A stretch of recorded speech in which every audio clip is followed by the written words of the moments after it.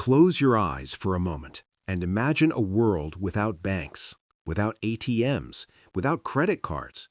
Yet somehow, money still controlled everything. Welcome to the Economy Uncovered, one where money, power, and history collide, and nothing is ever as simple as it looks. 2,000 years ago, in the time of Jesus, people did not swipe cards or check balances on a screen, but money still decided who lived with dignity and who struggled every single day. A farmer could work from sunrise to sunset and still remain poor, not because he lacked effort or skill, but because he never controlled the system that controlled money. So the real question is not about ancient coins or old marketplaces. The real question is, who controlled money in the time of Jesus? The answer is not simple because it was hidden inside power, fear, and faith. During the time of Jesus, the world was dominated by one unstoppable force, the Roman Empire.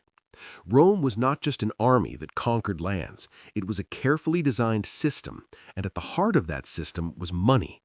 Wherever Roman coins were accepted, Roman authority followed. Judea, the land where Jesus lived and taught, was under Roman rule, which meant Rome decided how money worked, how taxes were collected, and who ultimately benefited from the system. Roman coins were more than currency, they were symbols of control.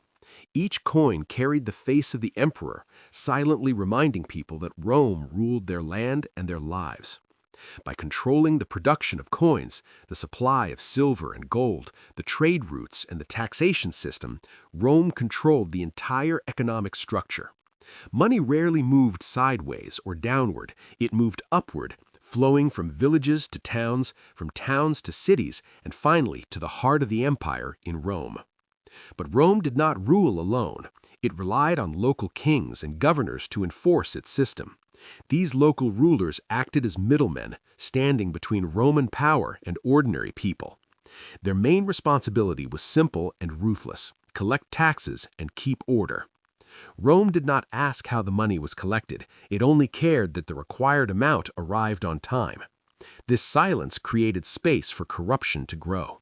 Local authorities often used their power to protect themselves and enrich their own lives, while the burden fell heavily on the common people.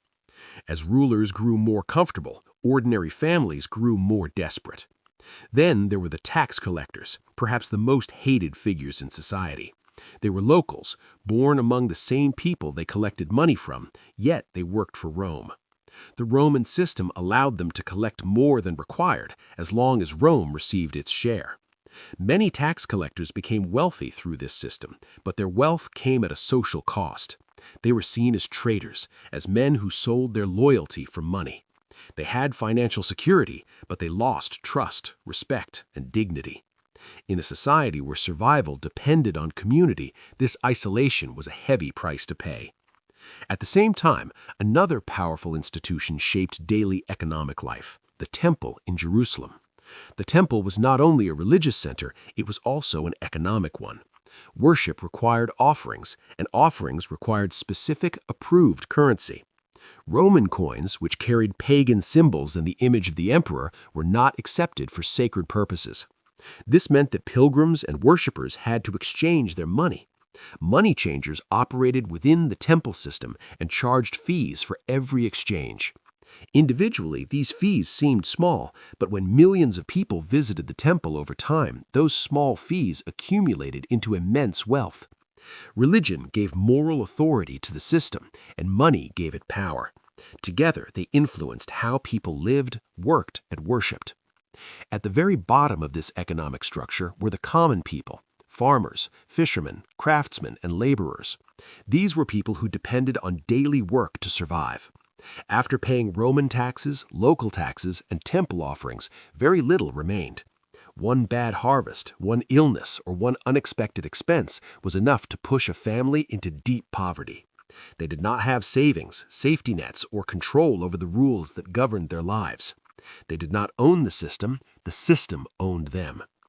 So when we ask who controlled money in the time of Jesus, the answer becomes clear. It was not the workers, not the poor, and not the people who labored every day. Money was controlled by powerful institutions, the Roman Empire that designed the system, the political authorities that enforced it, and the religious leaders who benefited from it. Money was never neutral. It always followed power. 2,000 years have passed since then. Coins have changed, empires have fallen, and systems look more complex, but the core truth remains the same. When money is controlled by power, power is never equal. History does not repeat itself exactly, but it leaves behind warnings for those who are willing to listen.